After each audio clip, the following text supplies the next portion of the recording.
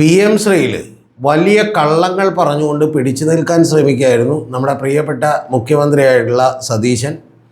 കൂടാതെ കഴിഞ്ഞ ദിവസങ്ങളിൽ അടൂർ പ്രകാശ് എന്ന് പറയുന്ന UDF കൺവീനറും എന്ന് പറഞ്ഞത് ഞങ്ങൾ PM ശ്രീയുമായിട്ട് മുന്നോട്ട് പോകും എന്നാണ് പറഞ്ഞത്.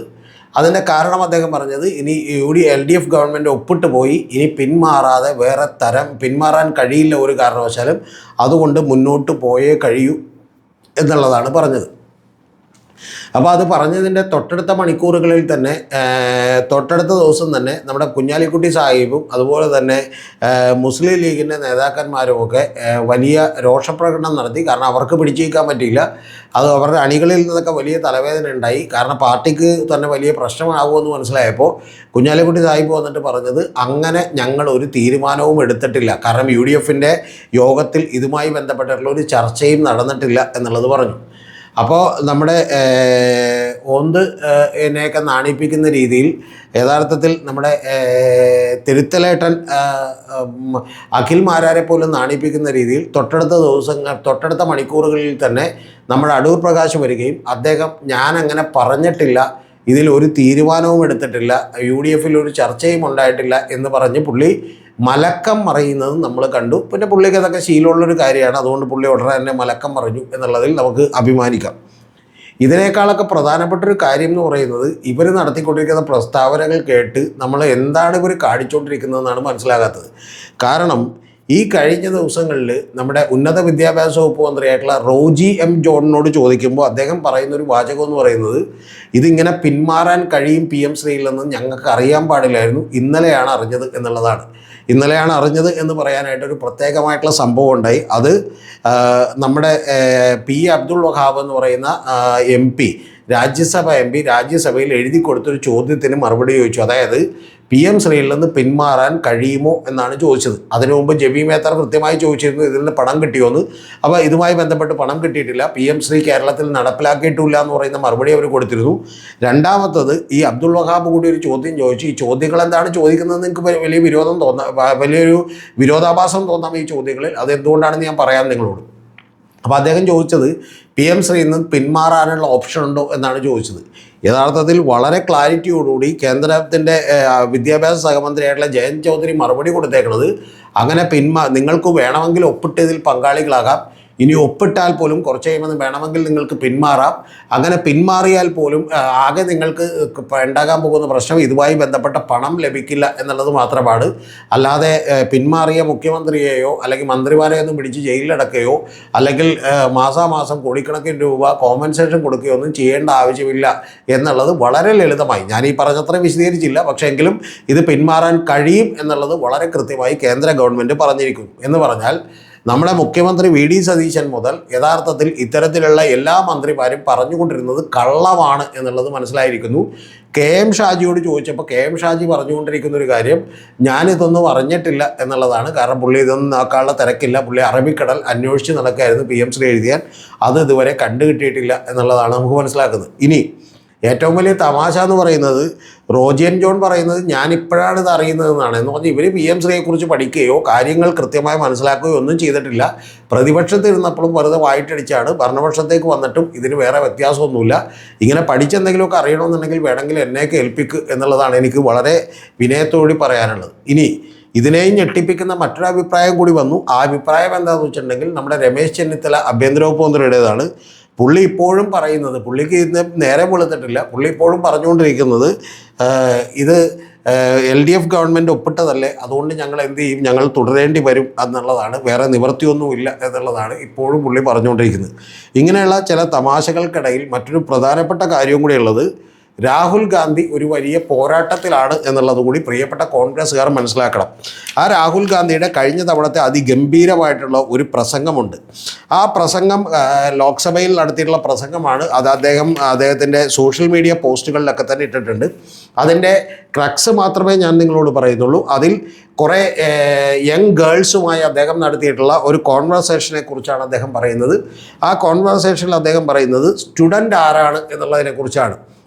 അപ്പോൾ സ്റ്റുഡൻ്റ് ആരാണ് എന്നുള്ളത് ചോദിക്കുമ്പോൾ സമ്മൺ ഇൻ ദ ഒരു someone having the open mind എന്നാണ്. എന്ന് പറഞ്ഞാൽ ഓപ്പൺ മൈൻഡുള്ള, ഓപ്പൺ ഹേർട്ടുള്ള, ഞാൻ യൂണിവേഴ്സ് വലിയ ചേഞ്ച് ചെയ്തുകൊണ്ടിരിക്കുകയാണെന്നും പുതിയ പുതിയ കാര്യങ്ങൾ അറിയാൻ തേഴ്സ്റ്റ് നോളജ് ഉള്ള അത്തരത്തിലുള്ള ആളുകളെല്ലാം തന്നെ സ്റ്റുഡൻ്റ് ആണ് എന്നാണ് പറയുന്നത്. അതായത് ഒരു വക്കീലോ ഡോക്ടറോ പ്രായമോ ഒന്നും നോക്കാതെ ആർക്കും ഒരു സ്റ്റുഡൻ്റ് ആവാം. കാരണം ഓപ്പണായി മൈൻഡ് വെക്കുകയും ഓപ്പണായി ഹൃദയം വെക്കുകയും പുതിയ പുതിയ കാര്യങ്ങൾ ഉൾക്കൊള്ളാൻ തയ്യാറാവുകയും ചെയ്യുന്നവരാണ് സ്റ്റുഡൻറ്റ് എന്നുള്ളതാണ് പറയുന്നത്. അപ്പോൾ ഈ പെൺകുട്ടി തന്നെ പറയുന്ന, ഒരു 18 വയസ്സുള്ള പെൺകുട്ടി പറയുന്നത് ഇത് ഒരു തരത്തിലുള്ള ആളുകളാണ്, 3 തരത്തിലുള്ള ആളുകളാണ് ഉള്ളത് എന്നാണ് പറയുന്നത്. ഒന്ന്, എപ്പോഴും സ്റ്റുഡൻ്റ് ആയിരിക്കുന്ന ആളുകൾ, അവരാണ് ഈ പ്രൊട്ടസ്റ്റിന്, CJPയുടെ പ്രൊട്ടസ്റ്റിനൊക്കെ കൂടുന്നത്.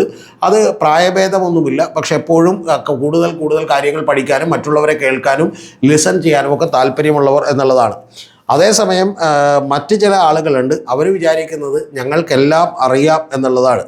അവർ സ്റ്റുഡൻ്റ് അല്ല എന്നുള്ളതാണ് പറഞ്ഞു വന്നത്. അപ്പോൾ അവർ വിചാരിക്കുന്നത് അവർ തന്നെയാണ് ദൈവം എന്നുള്ളതാണ് വിചാരിക്കുന്നത്. അവരിൽ നിന്നാണ് നോളജ് വരുന്നത്, അവരുടെ ഉള്ളിൽ നിന്നാണ് നോളജ് വരുന്നത്, അറിവ് വരുന്നത് എന്നാണ് വിചാരിക്കുന്നത് എന്നാണ്. അപ്പോൾ അവരെ നമ്മൾ എന്ത് വിളിക്കും എന്ന് വിചാരിക്കുമ്പോൾ നമ്മളവരെ ഇഡിയറ്റ്സ് എന്ന് വിളിക്കും എന്നാണ് പറഞ്ഞത്. ആ ഇഡിയറ്റ്സ് എന്ന് വിളിക്കും എന്ന് പറഞ്ഞതാണ് കഴിഞ്ഞ പാർലമെൻറ്റിൽ വലിയ പ്രശ്നമാവുകയും ഈ പ്രസംഗത്തിൻ്റെ ഭാഗങ്ങൾ പാർലമെൻറ്റിൻ്റെ രേഖയിൽ കാണില്ല എന്നൊക്കെ സ്പീക്കർ പറയുകയും സ്പീക്കർ ഇതിനെ എതിർക്കുകയൊക്കെ ചെയ്തു. അപ്പോൾ രാഹുൽ ഗാന്ധി പറയുന്നുണ്ട്, ഞാൻ നിങ്ങൾ ആരെയും ഇഡിയറ്റ് എന്ന് വിളിച്ചില്ല, ആ പെൺകുട്ടി പറഞ്ഞ രീതിയിലുള്ള ആളുകളെയാണെന്നാണ്. പക്ഷേ ഭരണപക്ഷത്തിന് മനസ്സിലായി ഇത് മോദിയെ ഉദ്ദേശിച്ചാണ്, മോദിയെ മാത്രം ഉദ്ദേശിച്ചാണ് എന്ന് പറയുകയും വിഡ്ഢി എന്ന് വിളിക്കാൻ പാടില്ല, അത് അൺപാർലമെൻ്ററി ആണ് എന്നൊക്കെയുള്ള വലിയ വാദങ്ങളൊക്കെ ഉയർത്തുകയൊക്കെ ചെയ്തു. അപ്പോൾ അതിന് ശേഷം അദ്ദേഹം പറയുന്നത് ഓക്കെ, അത് ഇനി ഇഡിയറ്റ്സ് എന്നുള്ളത് പുള്ളി പറയുന്നില്ല, ഇനി അതിനെക്കുറിച്ച് സംസാരിക്കുന്നില്ല, അതുകൊണ്ട് പോട്ടെ. ഇനി മൂന്നാമത്തെ ഒരു തരക്കാരാണ്. ആ മൂന്നാമത്തേത് എന്ന് പറയുന്നത് ഇഡിയറ്റ് ആയിട്ടുള്ള ആളുകൾ, അതായത് വിഡ്ഢികളായിട്ടുള്ള ആളുകൾ. അവർ പ്രിറ്റൻഡ് ആസ് എ ഗോഡ്, ഞങ്ങൾ വലിയ ദൈവമാണ് എന്നുള്ളത് ആളുകളുടെ മുമ്പിൽ അഭിനയിക്കുന്നു. അങ്ങനെ അഭിനയിക്കുന്ന ആളുകളെ യഥാർത്ഥത്തിൽ അന്ധമായി ആരാധിക്കുന്ന ആളുകൾ അന്ധഭക്ത് എന്നുള്ളതാണ്. Who follows the idiot. അങ്ങനെ 3 തരത്തിലുള്ള ആളുകൾ, ഒന്ന് സ്റ്റുഡൻ്റ് ആയിരിക്കുന്ന ആളുകൾ, ഒന്ന് ഈ പറയുന്ന പോലെ ഇഡിയറ്റ്സ് ആയിരിക്കുന്ന ആളുകൾ, രണ്ടാമത്തേത് ഇഡിയറ്റ്സിൻ്റെ അന്ധഭക്തരായിട്ടിരിക്കുന്ന ആളുകൾ. ഇത്തരത്തിലുള്ള ആളുകളാണ് എന്നുള്ളതാണ്. എന്നിട്ട് അദ്ദേഹം പറയുന്ന ഏറ്റവും പ്രധാനപ്പെട്ട ഒരു കാര്യം കൂടിയുണ്ട്. ആ കാര്യമെന്ന് പറയുന്നത് ആരാണ് എഡ്യൂക്കേഷൻ മിനിസ്റ്റർ ആയിരിക്കുക എന്നുള്ളതൊന്നും ഇമ്പോർട്ടൻ്റ് ആയിട്ടുള്ള കാര്യമല്ല. ഇപ്പോൾ ധർമ്മേന്ദ്ര പ്രധാൻ മാറിയിട്ട് പ്രഹ്ലാദ് ജോഷി വന്നിരിക്കുന്നു എന്ന് പറഞ്ഞാൽ, പ്രഹ്ലാദ് ജോഷിയൊക്കെ നമുക്കറിയാം, ഞാനിപ്പോൾ അതിൻ്റെ വിശദാംശങ്ങളിലേക്ക് പോകുന്നില്ല. ബിൽക്കിസ് ബാനു കേസിലടക്കം അദ്ദേഹം എടുത്തിട്ടുള്ള നിലപാട് എന്താണെന്നറിയാം. മറ്റു പല മോശപ്പെട്ട നിലപാടുകളും എടുത്ത ഒരാളാണ്. IITയുടെ ഡയറക്ടറായി, ചെന്നൈ IITയുടെ ഡയറക്ടറായിട്ടുള്ള ആൾ ഇപ്പോൾ ഈ നമ്മുടെ നന്ദൻ നിലേക്കാനിയുടെയൊക്കെ ഗ്രൂപ്പിലുണ്ട്. എന്തിനു വേണ്ടി? പരീക്ഷകളെക്കുറിച്ച് പഠിക്കാനും പരിഷ്കരിക്കാനും. അദ്ദേഹം ഗോമൂത്രം കുടിച്ചാണ് പനി മാറിയത് എന്ന് പറയുകയും ചെയ്തിട്ടുള്ള ഒരാളാണ്. അപ്പോൾ അത്തരത്തിൽ ഗോമാതാവിനെ പൂജിക്കുന്ന ഒരാളാണ്. അപ്പോൾ ഇത്തരത്തിലുള്ള ആളുകളൊക്കെ തന്നെ വെക്കുന്ന ആളുകൾ ആരായിരുന്നാലും കുഴപ്പമില്ല, ഒരാൾ മാറി വേറൊരാൾ വന്നിട്ട് കാര്യമില്ല.